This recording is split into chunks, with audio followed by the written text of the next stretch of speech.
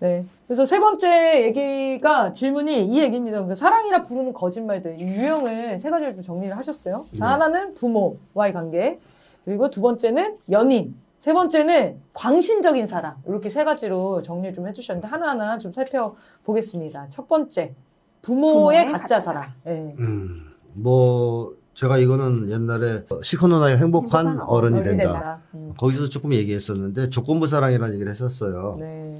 그리고 부모들이 왜 그렇게 하느냐에 대해서도 얘기했었는데 그건 부모 개개인의 문제가 아니라 병든 사회의 문제라 이런 얘기도 했었죠. 자 어쨌든 오늘날 한국 부모의 사랑은 크게는 조건부 사랑이 제일 많습니다.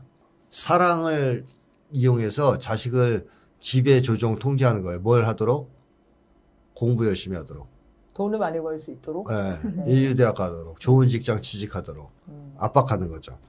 그러다 보니까 오늘날 한국 아동 청소년들은 학업 스트레스 세계 1위고 OECD 국가 중에서 행복지수는 꼴찌 상황이죠. 그러니까 불행해졌다는 얘기죠. 그러니까 이거는 결국 사랑을 도구로 쓰는 거거든요. 상대방을 자기 목적에 맞게 움직이도록 하는 도구적 사랑이니까 이거는 가짜 사랑입니다. 그리고 이런 사랑을 부모가 줄 경우 자식들은 사랑을 못 받았다고 느껴요. 네. 내가 뭔가 잘해야만 받을 수 있는 게 무슨 사랑이겠어요? 그렇죠. 나라는 존재만으로 받을 수 있어야 사랑이지. 그러니까 조건부 사랑이 제일 큰 문제고 그 다음에 또 하나는 부모가 자기 자존감 높이기 위한 도구로 자식을 이용하는 경우가 많습니다. 그래서 그런 부분들 많잖아요. 막 자식 자랑하는. 우리 아들 뭐 이번에 뭐 어디 좋은 데 들어갔다 뭐 등등 자랑한 사람들 보면 그거 왜 하겠어요? 자기 자존감이 올라가는 것처럼 느끼는 거예요. 그 자랑질을 할 때. 그걸 자기하고 상관이 없잖아요. 일심동체로 한국 사람들은 느끼거든요. 가족을. 그러다 보니까 자기의 자존감을 위해서 자식을 괴롭히는 경우가 많아요. 서울대 가라 뭐 친구 만나서 너 취직 못했다면 내가 쪽팔려서 얼굴을 못 들겠다. 거꾸로 이런 경우들. 네. 너 창피하니까 오지 마. 맞아. 내가 얼굴을 친구들 못 만나서 들고 무슨 다녀. 얘기를 하겠니? 그렇죠.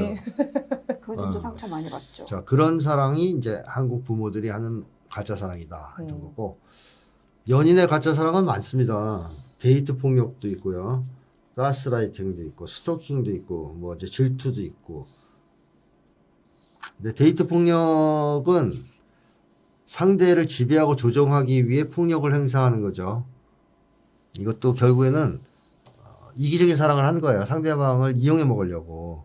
그러니까 그러려면 내 말을 무조건 듣게 만들어야 되는데 문제는 그 방법이 폭력이라는 게 문제예요. 데이트 폭력. 물론 이제 간혹 상대방을 소유하거나 지배 조종하려고 지배 통제하려고 폭력을 쓰는 게 아니라 뚜껑이 열려서 폭력을 쓰는 사람도 충동 조절이 어려워서 분도 조절을 못해서 폭력을 쓰는 사람 이건 데이트 폭력이 아니에요. 제가 볼 때는 인격 미달이지. 가려서 봐야 되겠네요. 네, 진짜 데이트 폭력은 목적이 있어요. 목적. 데이트 폭력을 통해서 상대를 공포에 질리게 만들고 갑과 을의 관계가 그렇죠. 성립되는. 그거 만들려고 그러는 거예요. 꼼짝 못하게. 열받아서 그냥 때리는 걸 폭력으로 데이트 폭력이라고 보면 안 되겠군요. 그건 데이트 폭력이 아니라 충동 조절 장애, 분노 조절 장애. 근데 어떤 걸 그 목적을 가지고 일부러 이 방법을 썼다 이러면 이제 데이트. 근데 그거를 계산해서 하는 건 아니죠? 그런 무의식적으로 그런 게 방식이라고 익혀져 있는 거죠. 그렇죠. 본인도 잘 인지를 못 하겠네요. 그럴 수 있습니다.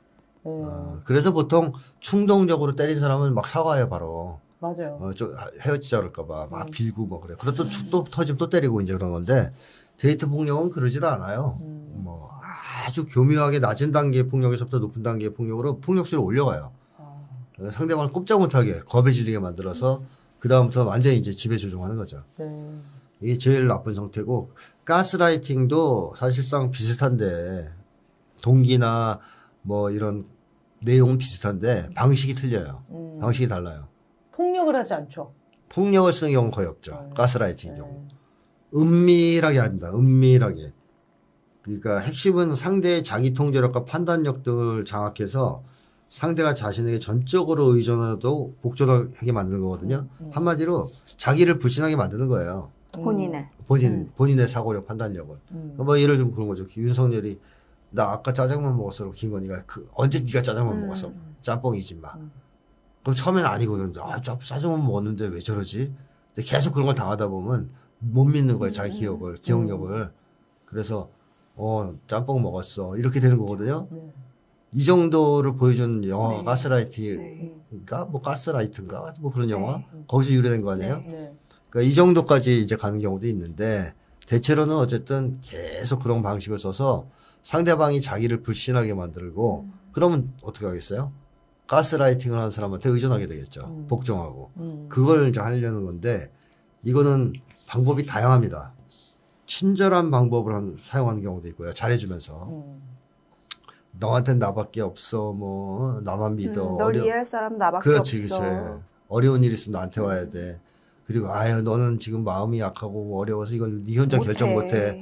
내가 도와줄게. 이런 아주 친절하게 다 너를 위해서 하는 거야. 이런 방법 많이 쓰고 그 다음에 계속적 비난을 하는 방법도 있어요. 너는 왜 이렇게 밥만 먹으면 배가 나오냐. 뭐 이제 그거밖에 못해서 어떡하냐. 너 같은 놈을 누가 데리고 사냐. 나니까 데리고 살지. 누구 대사네요. 자 이제 하여튼 그런 똑같네 그 말. 누구와 똑같네요 가스라이팅이네요. 그러니까 이렇게 해서 상대방의 자존감, 사고력, 판단력을 쭉쭉 다운시키는 거, 네. 떨어뜨리는 거예요. 이런 방법도 있고. 그 다음에 상대가 자기의 판단을 고수하면 버릴 것처럼 굴어요. 너 계속 그런 식으로 내 판단을 존중해주지 않고 네 주장만 고집을 가지고 고집 피우면 난 널 떠나버릴 거야. 뭐 이런 식으로. 네. 그 노골적으로 말하지 않고요. 분위기만 풍겨도 돼요. 버릴 것처럼. 네. 그러면 버림받는 거 무서워하는 사람은 매달리기 시작하거든요. 그래서 자기 판단을 스스로 이제 거부하면서 상대방의 판단을 받아들이게 전적으로 돼요. 믿으면서. 네, 그런 방식도 써요. 즉 다시 말하면 다양한 방식을 써서 상대방을 길들여 나가는 게 이제 가스라이팅이다. 이렇게 이제 보면 되겠죠. 근데 문제는 가스라이팅을 당한 사람은 정신이 완전히 파괴되고요. 네. 자기 불신감에 빠지고 자신감, 자존감 다 추락합니다. 맞아요. 정신이 완전히 망가져요. 이게 제일 악랄한 것 같아요. 제가 볼 때는. 그런 거. 맞아요. 오히려 데이트 폭력보다 더 악랄할 수 있어요, 이게. 데이트 폭력은 사실 교묘하게도 한다고 하시지만 현상적으로 폭력이라는 인지는 되잖아요. 그렇습니다. 근데 경찰에 이거는- 신고라도 할 수 있어요. 정신을 차릴 수 없는 거잖아요. 네. 그리고 제가 그때 봤는데 가스라이팅 되게 심하게 당한 어떤 분인데 친한 언니가 성매매를 시킨 거예요. 이 그럴 거 여성을. 거기까지 간다니까요. 근데 이 언니가 나를 위해서 이 성매매를 시켜줬다 이렇게 생각을 하더라고요. 네. 자기도 왜 그렇게 생각했는지 아예 이유를 못 찾고 나중에는 이제 탈출하셨어요. 너무 이렇게 도망갔다가 잡혀오고 막 때리고 맞고 이러니까. 근데 탈출해서 하신 얘기가 그 언니가 정말 나를 위하는 유일한 사람이었다라고 얘기를 하더라고요. 지금 그래서 그 감정이 정리가 안 돼가지고 고발을 해놓고도 마음이 불편한 거예요. 다시 돌아가는 사람도 진짜 많아요. 다시 돌아가는 사람도 있어요? 그렇게 네. 한 다음에? 네. 그러니까 그거는 완전 인간을 그냥 지배하는 거네요. 그렇죠. 네, 네네. 진짜 악랄한 것 같습니다. 스토킹 얘기도 좀 해주세요. 스토킹은 크게 두 가지로 갈리죠. 연애 관계가 끝난 후 발생하는 스토킹이 있어요. 나 이제 너랑 이별 후에. 이별할 거야. 그만둘 거야. 그러면 그때부터 막 쫓아다니고 망원경으로 보고 막 선물 보내고 막 이런 사람도 있잖아요. 그 페이스북 들어와서 맨날 감시하고. 그 다음에 연애 관계가 없는 스토킹도 있어요. 한 번도 연애 전혀. 너 누구야? 누군데 나를. 누구세요? 그러면 나를 왜 몰라? 뭐 이런 모르지 당연히. 집 앞을 서성거린다든가 뭐 등등 계속 선물 보낸다든가 이런 스토킹 두 가지로 크게 구분되고. 근데 문제는 이 스토킹을 하는 사람들은요 오로지 자기한테만 관심이 있다는 게 문제예요. 상대방의 기분 같은 거는 전혀 고려하지 않습니다.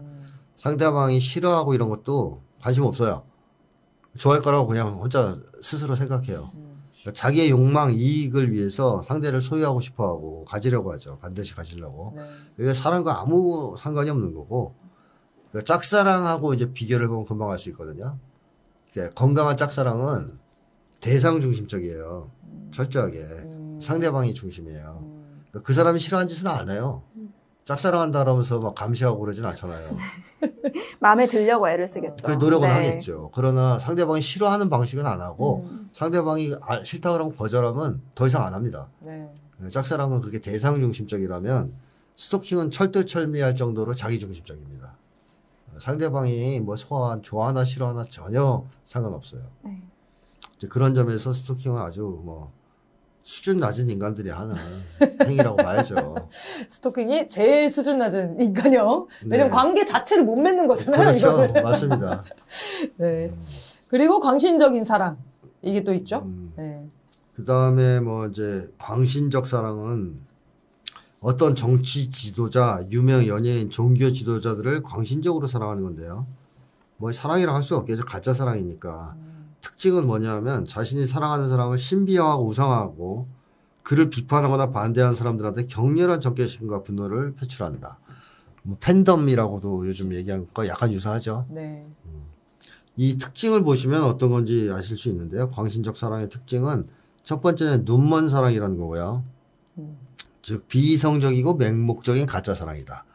그래서 아주 눈먼 사랑. 이 사랑을 한 사람들은 내로남불을 엄청 잘합니다. 그래서 공정하지 않아요. 그다음에 두 번째 특징은 이기적인 사랑이라는 거고요. 왜 이기적인 사랑이라 그러느냐? 어떻게 보면 이거야말로 자기를 버리는 사랑같이 보이잖아요. 광신적 사랑인데 이기적인 사랑이라는 것은 자기의 심리적 상처를 어루만져 주거나 사랑의 대상이 자신의 욕망을 충족시켜 주기 때문에 사랑해요. 이 사람들은. 예를 들면 무력감 가진 사람이 힘센 사람 사랑하는 거. 그거는 자기 때문에 사랑하는 거잖아요. 그래서 무력감을 어떻게든 해결하려고. 또 성공과 출세 욕망에 기초해서 뭐 재벌 총수랑 자기를 동일시한다든가 성공한 사람 동일시한다든가 이런 것도 대리만족하는 것도 자기가 초라하다고 느끼기 때문에 그걸 탈출하려고 하기 위해서 또는 성공과 출세하고 싶은 욕망 때문에 그런 거거든요. 자기중심적이죠. 이기적이고. 그래서 기본적으로 이런 사랑은 이기적인 사랑이다라는 거고 그렇다면 결론적으로 또 하나의 특징이 나옵니다. 변덕스럽다. 변덕스러운 사랑, 신뢰할 수 없는 사랑이다. 사랑의 대상이 아니라 자기 자신이 중요한 거니까 사랑의 대상이 자기의 욕망을 더 이상 충족시켜주지 못한다라고 판단되면 바로 돌았습니다. 아주 크게 돌았어요. 네, 그것도 그냥 이제 관심 없어가 아니에요. 증오. 네. 거의 증오. 왜 내 욕망을 더 이상 충족시켜주지 않는 거야?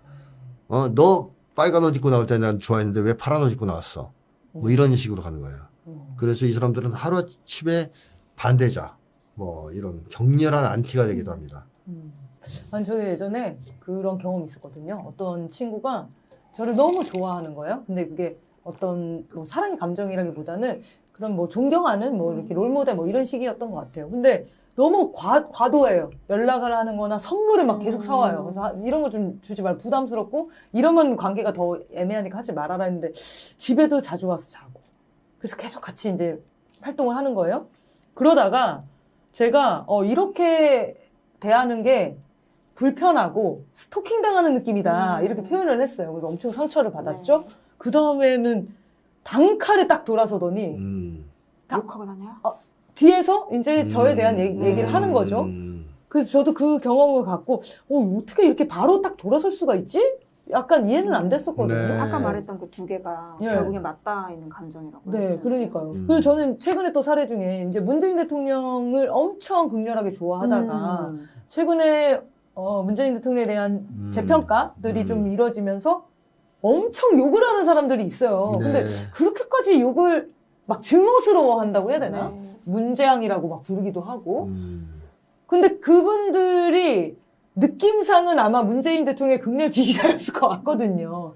그런 현상도 비슷하다고 봐야겠네요. 네, 그렇습니다. 근데 저도 또 이게 궁금한데 어쨌든 정치 지도자를 이렇게 광신적으로 좋아한다고 하면은 어떤 공적인 것들, 가치들을 추구하는 마음도 섞여 있잖아요. 그럼 좀 건강해질 가능성은 없는 건가요? 오로지 사적이진 않잖아요. 그게 더 주가 됐을 때는 건강해질 수도 있겠죠. 네. 근데 광신적 사랑은 그걸 얘기하는 게 아니라 사적인 게 주가 된 걸 얘기하는 거거든요. 근데 표현은 공적인 가치를 지향하는 것 같이 보이는 표현을 할 거죠? 수 있죠. 네. 말이야 뭐 이제 뭐 대의 명분 내세울 수도 있고. 네. 그럼 서로 깨달을 수가 없겠네요. 네. 각자도 못 깨닫고. 그래서 사랑은 무조건적인 지지나 숭배하고는 완전히 다른 거예요. 예를 들면 누가 와서 듣기 좋은 소리만 한다 계속. 아부하는 소리만 한다 그러면 어떨 것 같아요? 그 사람에 대해서 어떤 느낌이 들 것 같아요? 저는 싫을 것 같아요. 싫죠. 대체로 정상적인 사람이라면. 또 그리고 실제로 그런 게 도움이 됩니까? 잘 모르는데 도움 안 돼요. 그렇죠. 그리고 되게 싫어해요. 그런 사람을. 어떤 사람이 좋냐 하면 나를 진짜 아껴주고 위해주면서 내가 잘못하거나 머뭇거리면 비판도 해주고 직언도 해주고 때로는 화도 내고 잘못하면 그런 사람이 고맙지 않아요? 그렇죠. 그게 진짜 사랑 아니에요? 그게 진짜 친구라고 부르죠. 그렇습니다. 그래서 진짜 사랑은 눈먼 사랑이 아니라 필요하다면 옛날 부모님들이 사랑의 매도 들었잖아요. 지금은 뭐 이제 아예 그런 걸 하면 아동학대로 걸리는데 그러니까 그게 좋다는 뜻이 아니라 어쨌든 그런 정도로 아프게 자식들을 혼내기도 하고 또는 뭐 친구 간에도 정말 친구가 잘못하면 뭐 비판도 쓴소리도 하고 쓴소리도 있어야 하고 되고. 또는 오해가 있을 수도 있고 뭐 예를 들어 친구는 그런 게 아니었는데 싸울 수도 있고. 나쁜 짓 한 것 같으면 또 거기도 비판하겠죠. 그럼 싸우기도 하고 그러면서 또 더 건강해지고 관계가 이런 것들이 진짜 사랑이지. 나 누구 사랑해 그러면 이제 그 사람에 대해서 험담 하나도 안 하고 하자는 대로 다 뭐 들어주고 이거는 사랑이 아니에요. 상대방을 망치는 거예요. 그러면 지금 현재 이런 정치 지도자들에 대한 그런 맹목적인 사랑의 형태가 드러나는 거는 다 개별 문제는 또 아닐 거잖아요. 다 개개인이 다 이상한 사람들이 여기 막 집단에 모여 있는 건 아니잖아요. 그것도 사회 문제의 일환이라도 봐야 되나요? 제가 이런 이거를 왜 관계는? 사랑에다 넣겠습니까? 이렇게 많아지니까 그러는 거죠. 점점 많아지니까. 즉 사람들이 진짜 사랑을 못하고 네. 가짜 사랑하는 사람들이 많고 그게 이런 유명인들을 대상으로 광신적 사랑으로 자꾸 터져 나오니까 이게 상당한 사회 문제가 되기 때문에 이번 책에서 다룬 거 아니겠습니까? 네. 이게 또 오해하지 마셔야 됩니다. 이거는 또 일부 현상에 대한 그거를 분석을 한 거고요. 전체의 어떤 지지자들에 대한 그 내용은 아닙니다. 아, 그거 당연하죠. 또 오해하신단 말이에요, 지금. 이렇게 얘기하면 날 말하는 거냐? 내가 막 이렇게 하신단 말이죠. 그 말하는 그거 사람은 아닙니다. 맞아요. 너다 이러면서. 그렇죠. 이 기준입니다. 만약 이 얘기 듣고, 뭐야, 무슨 얘기를 하는 거야? 라고 하시면 그분 얘기예요. 그분이 돌아보셔야 돼요. 지금, 뭐 저런 얘기를 해. 막 화가 나는데? 라고. 화가 난다라고 느끼신 분들, 자기가 진짜 사랑을 하고 있는지 한번 돌아보셔야 되고, 맞아. 저 얘기가 맞아. 저렇게 가야 돼. 굉장히 합리적인 얘기를 하고 있어 하시는 분들 얘기는 아닙니다. 굉장히 이게 좋은 기준인데요. 화가 나신 분들이 문제가 있는 거죠. 그러니까요. 네. 또 그 본인이 우상화했던 사람을 또 평가 한번 해봐도 되는 것 같아요. 그러니까 우상화하는 사람들 모이는 거는 그 우상화 받고 싶은 사람이 주축이 되는 경우가 많아요. 그러니까 자기가. 그거 이제 걸리는 사람들이 있고 그게 통하는 사람들 주변에 막 이렇게 벌레 꼬이듯이 꼬이는 거니까. 네. 뭐 그래서 또 분란이 일어나기도 해요. 네. 내가 우상이 되고 싶다. 갑자기 네. 그러면서 나타나는 사람들이 있죠.